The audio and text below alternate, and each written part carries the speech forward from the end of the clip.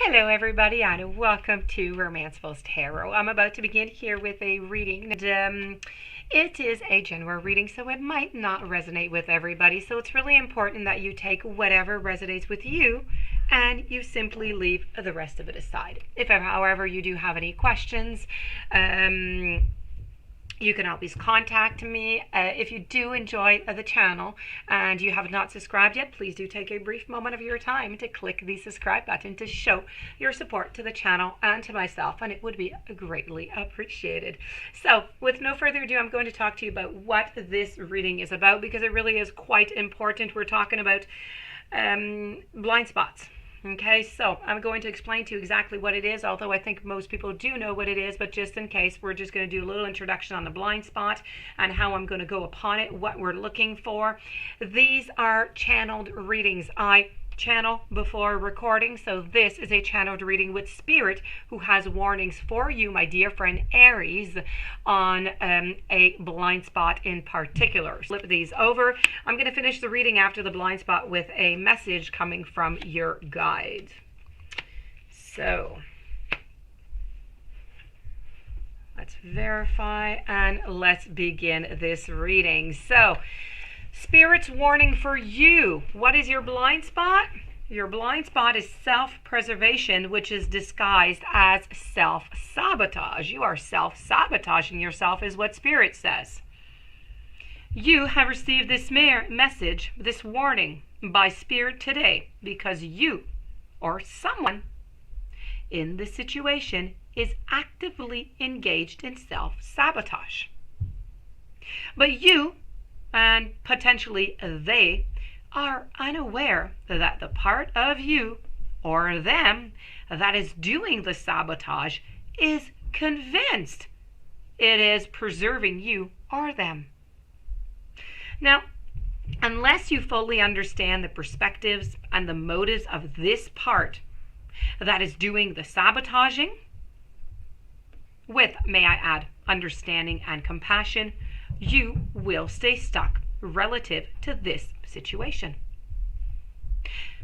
Here, I'm going to give you a couple examples of self-sabotage for you, which we develop in a moment.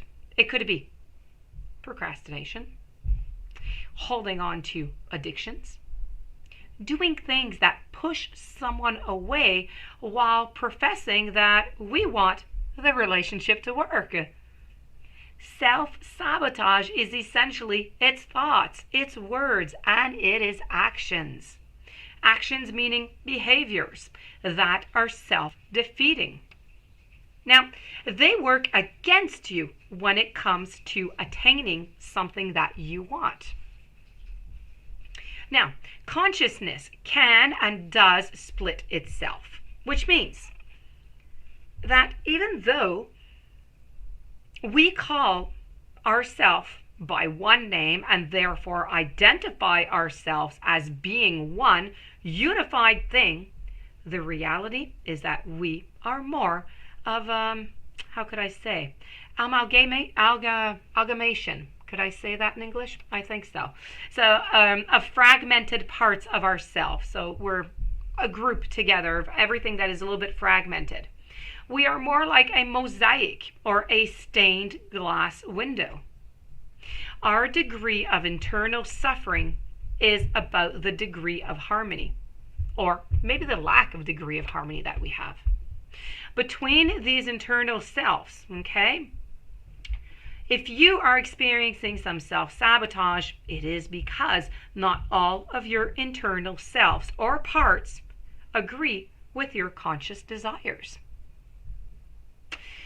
One or more of them is resisting or opposing the parts that contain your conscious desires. Now, if any of your internal parts or self is resisting or opposing to your desires, or if any of them is hurting other parts of you in any way, it is because they think it is in your best interest for them to do so. In other words, they believe they are saving your life by not going along with the plan. And for this reason, you cannot say that they are against you. They just don't agree with the rest of you about how to be for you. For in all capital letters, okay? Now, Spirit has given you this warning message today because you are being called to remember that, metaphorically speaking, what any form of self-sabotage it always has in common is that one part thinks that the answer to a good life and happiness is going left, and another part thinks that going left is literally the road to ruin. But what you must see is that both parts actually have your best interest at heart. You have to understand that no part within a person is actually against them.